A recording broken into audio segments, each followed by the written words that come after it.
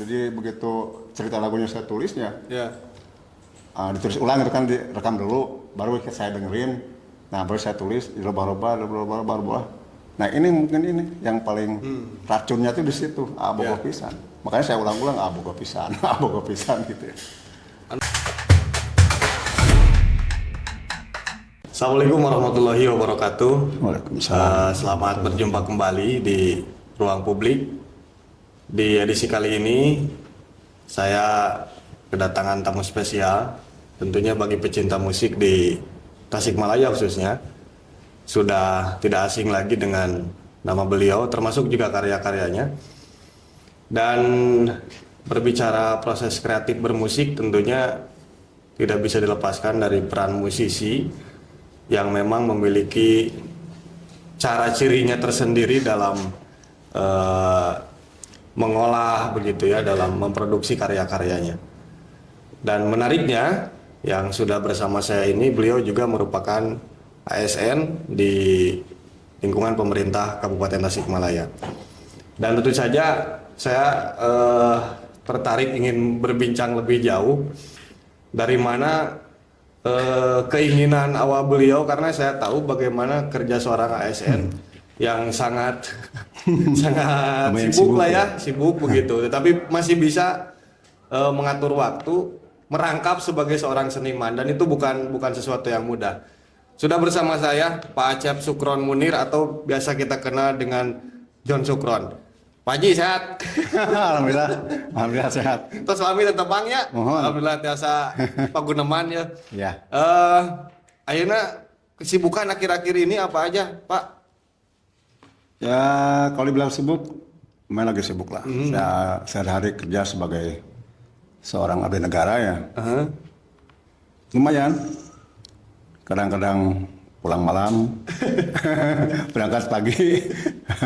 Lagi sekarang kan ada aturan baru bahwa Jam kerja ya? Ya, Ya. mengajukan apel jam 7.30. Ya, kita mengikuti dari rumah ya jam 6.15 lah. Sampai di sini jam 7.15. Lumayan ya, berarti di perjalanan Lumayan. juga. Perjalanan lumayan jauh. Ya 40 kiloan lah. 40 kilo. 40 kilo adalah. Berarti kalau saya cuma 25. Pak, saya gimana ya manggilnya, Pak John atau Pak Acep ya teh, Pak? John aja lah. Oke, siap. Biar lebih akrab lah. Biar bisa sampai 40 kilo, berarti ya 45 menitan. Ya. Pak, saya pengen ngulik dulu lah terkait awal mula memilih bermusik itu, ceritanya kayak gimana? Ceritanya mungkin panjang ya. Ya, saya dilahirkan dari keluarga yang senang bermain musik. Meskipun konteksnya tidak dalam band ya. Ya. Tapi darah itu ya mengalir di tubuh Jadi saya. ayat terus gitu, Pak. Ayat terus gitu Ayat tidak itu. Nah, meskipun orang tua saya tidak memainkan lagu-lagu yang bergenre rock atau, Ya. tapi kan air musik mendasam ya Pak. Ya. Gitulah. Ya, dari pengaruh dari situlah saya jadi senang nyanyi, senang main gitar, gitulah. Sejak kecil atau Sejak kecil. Sejak kecil. Sejak kecil. Jadi di kampung main band cabok kayak gitu. Iya. Jadi memang Pak John ini sudah akrab mungkin dengan lingkungan musik gitu ya. Ya. Oke. Dan berarti sebelum bekerja sebagai abdi negara pun bermusik sudah duluan begitu. Ya. Sudah duluan. Saya dari tahun 90. 90. Saya 90 sudah naik panggung, Pak. 90 sudah naik panggung. Ya, akangnya. Akang we abi mah da awit keneh. 90 abi can lahir. 90 lah. Oke. Kalau dulu kan biasanya banyak terinspirasinya oleh band-band barat mungkin, ataupun ya band-band luar lah. Ya. Nah, Pak John ini termasuk yang terinspirasi atau punya idola siapa gitu? Kalau perjalanan musik mungkin saya udah berapa kali ganti-ganti zaman ya. Ya. Lagi SMA mungkin zamannya Guns N' Roses, Oke. terus Metallica, terus zamannya Pearl Jam, Ya. terus Britpop. Ya. Terus kesini lagi musimnya melodicore. Ya, kalau di core Ya itulah, jadi memang saya berusaha untuk menyesuaikan diri. Jadi musik itu tidak stagnan di satu jenis gitu ya. Ya. Waktunya main band rock and roll, metal, Ya, ya, gitu ya. Pop Inggris gitu lah. Ya. Sampai akhirnya dalam penciptaan karya pun referensinya banyak gitu, gitu Kang. Jadi saya tidak berkonsentrasi di satu jenis musik. Ya. Kadang main pop, kadang main rock. Jadi banyak warna lah ya. Gitulah. Warna. Oke. Lalu sebelum masuk pada wilayah karya, saya pengen ngulik dulu ini nih. Terutama ya kacamata musisi senior ini melihat perkembangan musik di Tasik itu seperti apa sih gitu. Yang terlihat dari dulu sampai sekarang. Kalau dari dulu sampai sekarang itu perkembangannya sudah bagus Pak, ya Kang ya. Ya. Dari tahun 90-an, 80-an akhir Ya, lah saya melihat. Jadi Tasik itu memang dinamis ya. Jadi mereka ngikutin juga perkembangan musik di luar. Ya. Jadi dulu lah banyak senior-senior kita yang mainin lagu kayak Iron Maiden, gitu ya. Terus segala ada lah di Tasik mah. Main rock aya, main rock and roll aya, main hip hop aya, gitu. Yang nge-rap ada, gitu ya. Jadi memang mereka udah pintar dan jago. Tapi kalau secara produktivitas, Pak Jon melihatnya produktif kapungkur atau nepi ayeuna? Produktif sekarang. Oke. Ya, keterbukaan informasi ya berpengaruh terhadap Mempengaruhi ya. proses kreatif musisi Tasikmalaya. Lalu pada akhirnya kan saya lihat hari ini genre yang Pak Jon geluti begitu ya, berakhirnya di pop. Nah itu ceritanya gimana dari metal underground mungkin alternatif sampai berakhir di pop ini seperti apa? Ya selamatnya. Dia bisa karena blues sih kayak Pak. Iya memang kalau ngikutin apa ya keinginan ya mungkin Ya. saya inginnya main rock. Emosi masih rock gitu ya. Masih rock meskipun pop tapi disisipin lah. Ya. Yang gar-garnya masih membekas gitu ya. Dan saya itu kan tidak apa istilahnya tidak berkonsep ya. Jadi tidak diam di satu jenis gitu ya. Kadang keras, kadang lembek. Ya, justru itu yang saya lihat gitu. Jadi gimana jiwa saya waktu take di studio sebenarnya. Jadi kayak single terakhir ini kan saya bikinnya cukup lama. Jadi rekamannya tahun 2022. Duet ini ya yang duet ini 22. Jadi 2 tahun. Beres rekaman, di setel, di review terus setiap hari. Kadang simpan dulu 2 bulan, 3 bulan, dengerin lagi. Ada yang kurang, masuk lagi. Dengerin lagi. Jadi gitulah. Ngerjain satu single berasa 3 album gitu. Oke. Jadi, tapi maksudnya tidak semua seperti itu juga kan? Enggak. Ada yang cepat Ada biasanya yang kan? cepet. Ada yang cuma 5 menit. Nah biasanya Pak tingkat kesulitan ataupun yang menyebabkan lagu itu susah atau lama untuk jadi apa biasanya? Apa ya? Mencocokkan antara lirik dan musik mungkin ya. Nah, itu yang paling susah kan kita bikin lirik ya. Oke. Berarti yang pertama dibuat ini ya sekaligus lah saya tanya proses kreatif ataupun penciptaan lagu yang baik itu seperti apa Pak? Apakah lirik heula kah atau musik heula kah gitu? Atau seperti apa gitu? Kalau saya musiknya dulu. Musik dulu. Musik dulu. Ya. Mungkin berbeda dengan yang lain ya. Ya. Kalau saya musiknya dulu dibikin, nah baru liriknya. Dan lirik saya nggak pernah nulis lirik. Jadi spontan aja di studio. Oh, jadi pas rekaman. Pas rekam. Wah. Iya dongengna lagu iya tek iya ya. Jadi tek vokal. Bawa ke rumah dengerin. Oh ini baris ini dirubah. Oh baris ini ditetapkan ya dianggarkan ya. Ya. Itulah. Oke.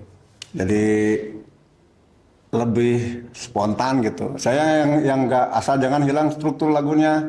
Misalnya intro 2 kali, lagu 4 kali, ref 2 kali, koda 1 kali ya gitu. Berarti Rilik yang menyesuaikan. Ya, dia Oke. menyesuaikan.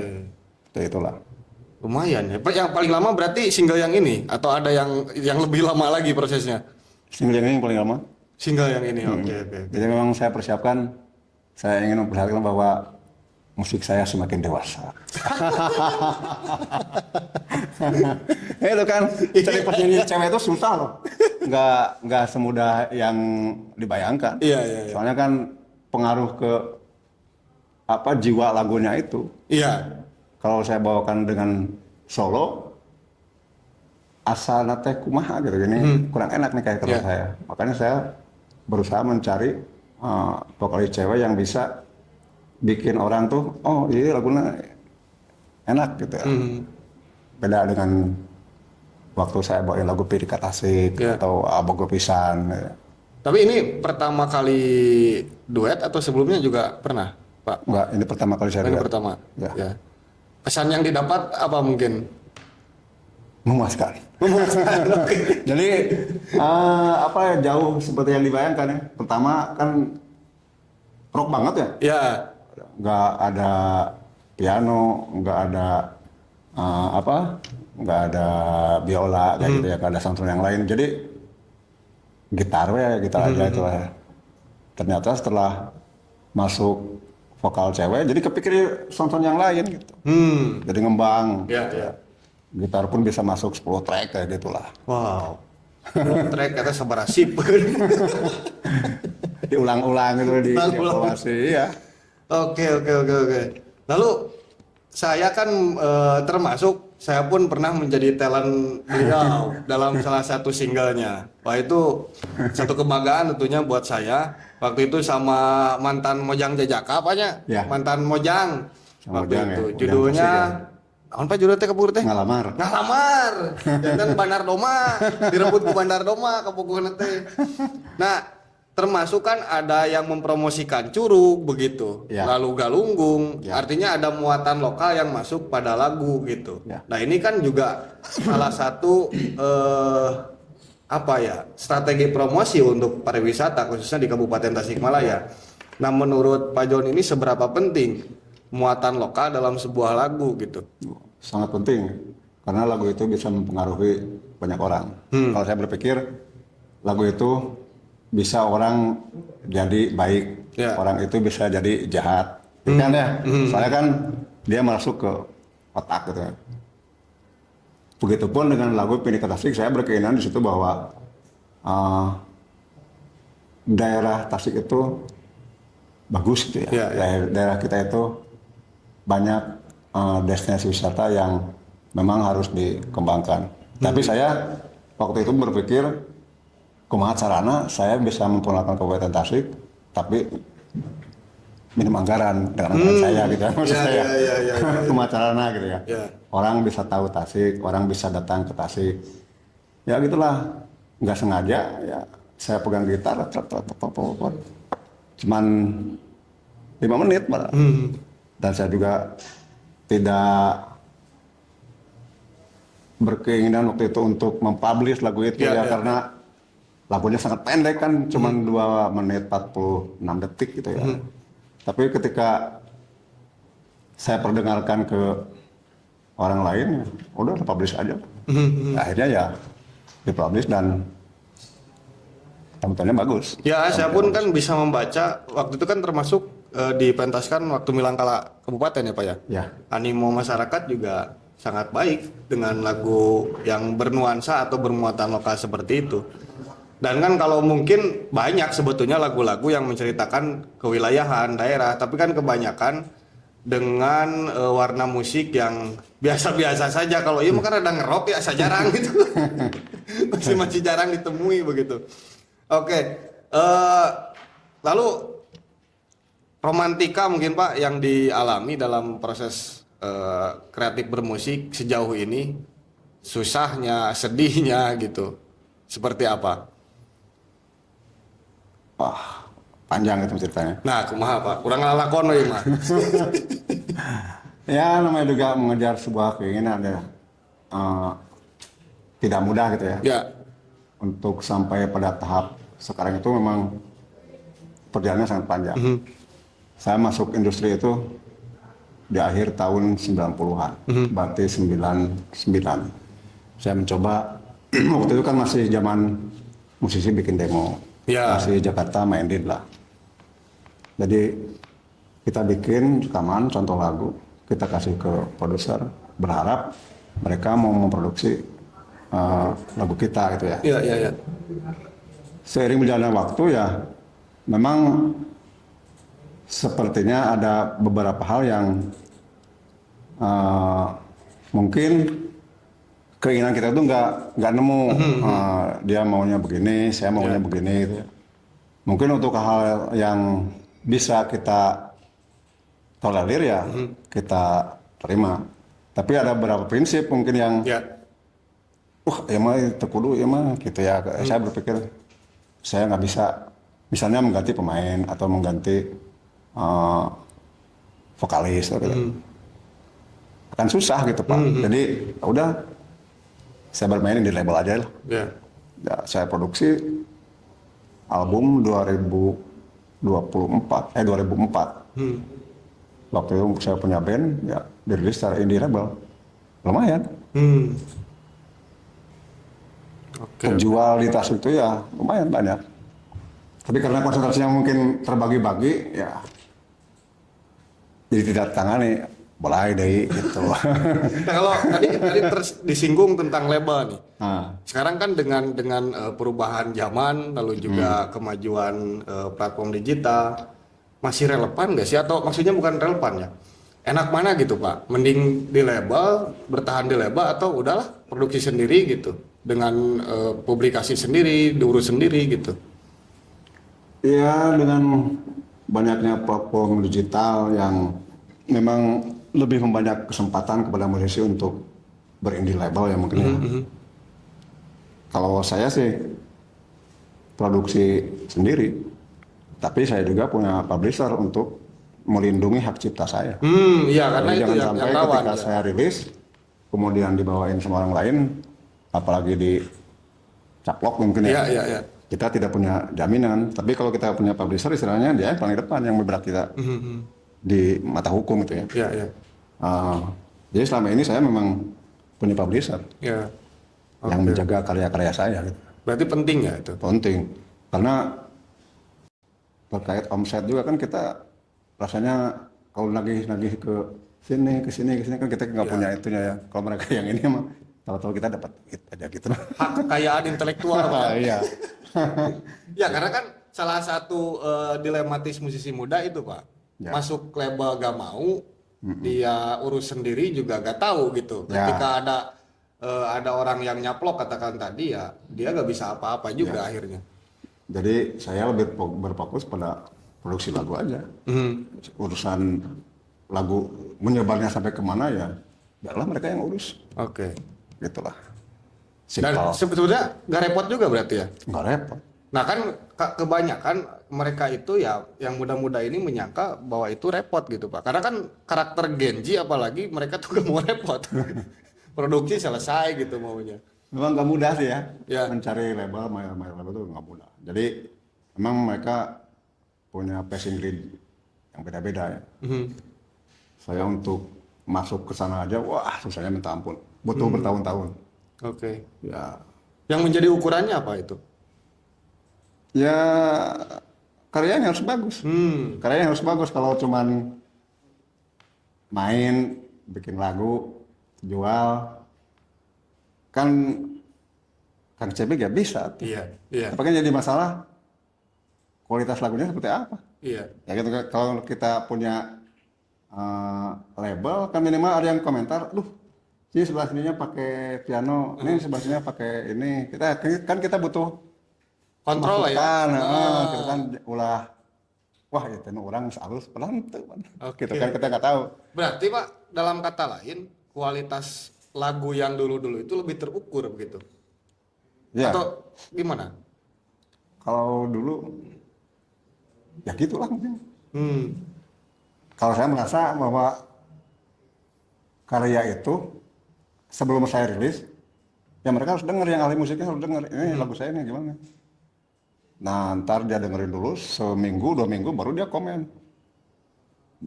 baturan saya malah daki terlalu saklek mun butut gitu nyari rasa gitu lah. Kalau bagus gitu ya. Dan saya memang butuh yang seperti itu, Ya, jangan bilang bagus tapi jelek Ya. gitu ya. Jangan yang jelek dibilang bagus gitu. Itulah. Oke. Makanya untuk rilis satu album, satu single aja saya butuh waktu 2 tahun, 6 bulan gitu. Nah, gitu. Jadi dia evaluasinya baru ulang-ulang gitu. Oke. Beberapa telinga gitu Pak. Yang paling merasa terjiwai Pak, atau mungkin yang kan seniman itu biasanya ada hal-hal yang masuk pada karyanya yang sudah bagian dari empirisnya, pengalaman hidupnya. Ya. Termasuk saya rasa juga dalam sebuah lagu. Ya. Di single yang mana atau di lagu yang mana Pak? Yang merasa paling terjiwai begitu? Yang mana ya? Atau yang pengalaman banget lah gitu? Saya yang paling enak tuh ya lagu si Abogo Pisan. Bogo bisa. Abogo Pisan. Bogo pisan. Ingat sama euy ternyanyi. Jadi untuk tagline Abogo Pisan itu lama itu. Nggak dapat 1 minggu 2 minggu. Jadi begitu cerita lagunya saya tulisnya, Ya. ditulis ulang itu kan direkam dulu, baru saya dengerin. Nah baru saya tulis, dirubah-rubah. Nah ini mungkin ini yang paling racunnya tuh di situ, Abogo Pisan. Makanya saya ulang-ulang Abogo Pisan, Abogo Pisan gitu ya. Anu Neng Damang Pak nyatanya. Neng Damang. Eta keren. Yang syutingnya di sini di Gebu. Iya di Gebu ya. Gitulah. Oke. Dan manajemen waktu Pak, yang mengingatkan jadi abdi negara juga bukan sesuatu yang mudah. Dan bermusik pun sama saya rasa. Jadi keduanya bukan apa ya, bukan sesuatu yang bisa ya gak mudah lah intinya. Itu cara manajemen waktunya gimana? Di satu sisi masuk ke kantor disuguhkan dengan pekerjaan seabrek, Ya, yang numpuk-numpuk. yang numpuk begitu. Pulang ke rumah disuguhi dengan mentahan lirik dan aransemen gitu. Gimana cara manajemen waktunya? Sampai sekarang saya tidak mengkhususkan waktu. Wah, saya harus bikin lagu nih. Saya harus bikin lirik nih. Saya harus aransemen lagu. Jalan aja gitu ya. Kalau untuk satu lagu mesti muat lah. Oke. Nih internet ya, bunyinya seperti ini. Nyanyinya pas di sini. Itu masih muat lah kalau satu lagu. Jadi kata saya juga yang penting struktur lagunya nggak hilang gitu. Dimana kita mulai main, dimana kita mulai nyanyi, dimana kita mulai main gitar. Gitu. Nah itunya jangan hilang itu struktur lagunya. Nah yang berubah-ubah itu kan lirik sama bunyi-bunyian sama instrumen gitu. Instrumen misalnya di awal pakai gitar dihilangin, pindahin ke tengah, gitu ya. Seperti itulah. Jadi ketika masuk studio yang 30% itu bisa jadi 70%. Oke. Isinya mah 30% aja lah, jangan dibikin matang di sebelum masuk ke studio. Kalau saya berpikir seperti itulah. Masalah sound, masalah main gitar ya nanti aja studio. Nyanyi kayak di studio gitu. Jadi udah tempat taunya. Iya gitu. Jadi saya lebih spontan gitu lah. Iya. Karena saya memang generasi analog gitu ya. Oke. Yang berusaha untuk mengikuti dunia digital gitu ya. Jadi Ini istilah keren nih. generasi analog. Generasi analog ya.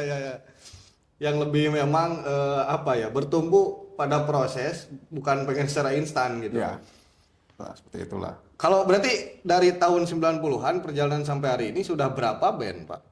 Yang pernah disinggahi? 6 band. 6 grup. Semuanya Tasik atau ada di luar? Dulu lah waktu di Bandung. Sebagian waktu di Bandung dulu. Jadi Kalau di Tasik mah ya kalau studio dari Bandung dipindahin ke Tasik ya jadi supaya nggak ribet ya semua orang Tasik aja lah bandnya gitu. Ya.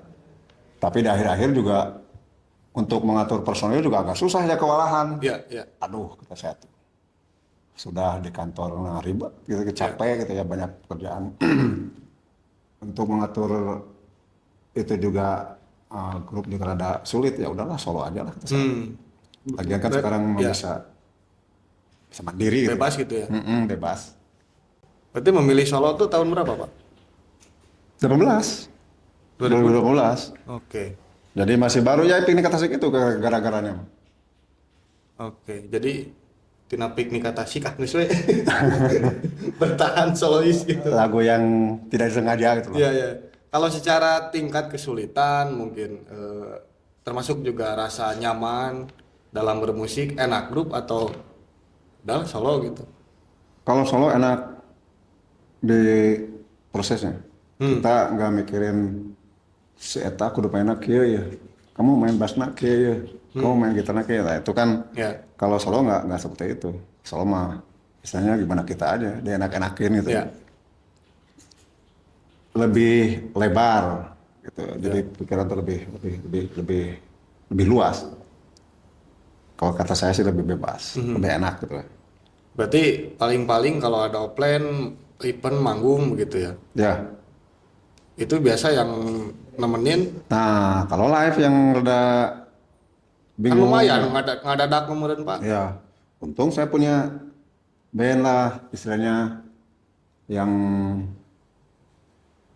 dibilang rutin juga enggak ya enggak per minggu, tapi saya pasti latihan sampai saat ini. Ya. Masih lah, enggak. Ya minimal sehari saya main gitar 15 menit lah. Masih main. Oh berarti tiap hari mah kudu gitu Pak ya? Oh Harus. iya. Wah ini kalau nggak main gitar sehari aja udah seminggu udah sarang ke. Oke. Jadi gitar mah nyoloknya di ampli gitu. Pulang kantor, plak, main aja 15 menit, dah. Wah ini kan bukan sesuatu yang mudah. Kalau saya Pak, karena wilayah saya di pedalangan, saya gak pegang wayang tiap hari. Oke. Berarti memang ya penuh warna lah ya perjalanan seorang seniman itu. Yang paling terilhami biasanya Pak kalau ngomong karya, biasanya dari lingkungan kah, maksudnya dari keindahan kah, dari keresahan kah, atau seperti apa? Iya, dari lingkungan kita, dari lingkungan luar. Saya banyak bikin lirik itu kan dari kita inilah yang ngumpul-ngumpul gitu. Jadi dari hal sekitar gitu. Iya, Iya. saya nggak, kalau istilahnya berimajinasi, wah kayaknya saya bukan tipe yang seperti itu, agak susah kayaknya.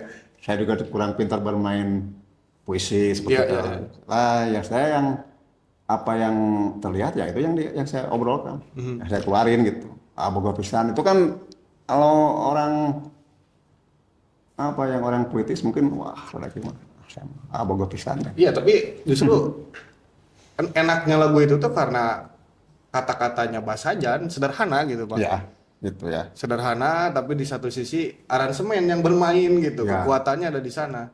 Ya sehingga jadi satu kombinasi yang lengkap kalau buat saya. Ya. Jadi jumlah lagu yang Sudah sudah rilis 9 single. 9 single. Lagu dangdut hiji. Ya oke dangdut. Oh ya, lagu dangdut. Orang Tasik itu Pak. Oh iya. Orang Tasik mah kudu bisa lagu dangdut. Oke. Itu di aku ketuku, iya. Rencana album? Ya, saya sampai saat ini masih per 6 bulan ya. Ya. Januari, Juni, saya rilis pasti lah. Paling enggak setahun sekali lah. Kalau nggak setahun 2 kali ya setahun sekali. Karena kalau terlalu rapat juga nggak bagus. Iya. Jadi orang masih dengerin, terus dihantam di kuno. Ya. Baru masih dengerin, dihantam lagi. Akhirnya kan dari 10 lagu, 10 single tuh nggak ada yang laku akhirnya. Karena terlalu cepat. Bikinlah orang itu kangen. Iya. Kangen dengan lagu kita, dengan karya kita. Itulah sebuah trik gitu. Oh, berarti ada teknik juga ya? Oh, iya. Teknik waktu. Oh, lagu masih banyak, Pak. Nanti aja lah per 6 bulan, per tahun gitu. Oke. Kalau semisal nih, ada misalkan ada teman-teman dari pegiat film misalkan pengen dipakai buat soundtrack, boleh gak nih gitu? Dan gimana cara izinnya gitu? Boleh ada aturannya. Atau pernah juga mungkin Pak? Belum, tapi kan saya punya publisher. Silakan aja datang ke publisher saya. Kalau misalnya untuk keperluan iklan, sinetron atau film. Jadi kita kan udah nggak bisa, udah pakai aja, udah nggak bisa gitu. Saya memang terikat kontrak dengan salah satu label gitu ya. Oke. Tapi dalam ya artinya bisa lah ya kalau misalkan Bisa, teman-teman ini nih cocok karakternya karena ceritanya berlatar di Tasik. Ya karena yang saya lihat juga hari ini belum banyak ya, walaupun ada tapi belum banyak teman-teman yang konsen menceritakan ya ada Tasik-Tasiknya lah gitu Ya, di karya-karyanya gitu. ya. Nah, mungkin ada kita kasih bocoran dong Pak ke depan aya deui teu lagu anu bermuatan Tasik atau nyeritain apa di Tasik gitu. Oh, ada. Saya mau ingin menceritakan tentang Tonjong Kenyon. Oke. Ya, mau jahit susukan lah. Gitu Oke. ya. Nah, kira-kira kapan tuh kasih bocoran? Spill cek budak ayeuna mah, Pak. Ya, memang kita itu kaya dengan daerah wisata ya. Jadi saya ingin menampilkan kearifan lokal lah. Ya. Air terjun, geopark, galunggung kan terbukti sekarang. Ya, ya. Jadi memang di samping wisata ya, memang ada sesuatu hal yang harus dilestarikan di sana ya. Kita pelihara, kita jaga ya galunggung. Ya dengan bijak gitu ya mungkin. Terus ke arah selatan ada Tonjong gitu ya. Jadi memang itu harus di-push ya, dipublikasikan bahwa itu daerah bagus gitu ya, daerah yang layak untuk dikunjungi gitu ya. Terus jangan ada banyak kan kasih lah, Curug Panetean lah gitu ya. Terus Jasper lah gitu ya. Saya ingin membuat satu rangkaian cerita sih, keinginannya malah. Di dekat situ ada galunggung. Ya film-film 10 menit lah ya, nggak usah lama. 10 menit. Galunggung, Sangyang, curug-curug, lahir di pantai Karangtaulan. Oke. Kan bagus ya. 10 menit juga cukup Ya, kan. ya, ya. Kang Cepi aktorna. Siap. Jadi itu coming soon ya. Berarti intinya yang pasti akan ada lagi lagu yang bercerita tentang Tasik ya Pak ya? Insya Allah ada. Oke. Ya mudah-mudahan nanti sih ya teman-teman ya ada ruang lagi lah buat kita diekspresikan gitu, termasuk waktu itu ya kayak di Milangkala itu kan acaranya skalanya besar dan saya rasa itu ruang yang tepat gitu. Karena karya yang berkualitas ya sayang juga Pak kalau maksudnya bukan di tempatnya gitu loh. Ya. Dan buat teman-teman mungkin yang pengen dengar lagunya bisa di mana nih Pak? Di semua platform Sudah ada ya? Sudah ada. Semua di Spotify, YouTube, Instagram juga ya. Instagram, adalah Facebook juga ada. Kalau YouTube-nya apa Pak namanya? Jan Sukron. John Sukron. Oke. Jan Sukron. Kalau teman-teman pengen lihat saya dengan keluguannya bisa nanti di sana. Di ini lagu Ngalamar. Ngalamar pokoknya ada di sana. Oke Pak. Nah ini mungkin ada pesan atau harapan untuk teman-teman anak-anak muda yang kalaupun juga mungkin mereka lagi nyari seorang pembimbing atau guru, mungkin Bapak juga terbuka ya Terbuka saya. buat sharing gitu. Ya. Dan harapannya Pak atau yang ingin disampaikan ke teman-teman? Ya harapannya mah terus berkarya ya. Jangan berhenti di satu lagu atau di satu single. Karena karya kita itu akan kelihatan kalau sudah banyak lagunya. Jangan satu lagu udah aja berhenti tuh laku kayak gitu. Kalau prinsip saya nggak kayak gitu. Justru warna musik kita kelihatan itu ketika kita lagunya sudah banyak. Ya minimal 5 lah. Jadi kita ketahuan, oh saya tuh di sini musiknya. Karakternya udah Udah kelihatan. Jadi kalau satu lagu mah putus atau udah nggak ini lagi. Kalau saya sampai kayak gitu. Dibanyakin aja lagu, masalah itu jadinya seperti apa ya nanti aja di studio. Udah di mixing, udah mastering ya baru. Oh kelihatan kurangnya. Yang harus dibagusin sebelah mana gitu ya. Jadi jangan berhenti berkarya lah. Kalau memang berkeinginan untuk menjadi seorang musisi yang baik. Oke, musisi yang baik tidak berhenti berkarya. Itu pesan yang dalamnya. Oke, Pak, terima kasih karena waktunya mungkin mudah-mudahan nanti kita bisa berbincang lebih jauh lagi. Pokoknya nanti udah ada karya baru Bapak akan saya hadir deui Pak. Dan bisa juga didengerin di Radio Purbasuara ya. Siap. Dan karya-karya Pak John Sukron bisa didengerin di Purbasuara tentunya. Oke, terima kasih teman-teman semuanya dan nanti kita berjumpa lagi di episode berikutnya tetap di podcast Ruang Publik. Assalamualaikum warahmatullahi wabarakatuh.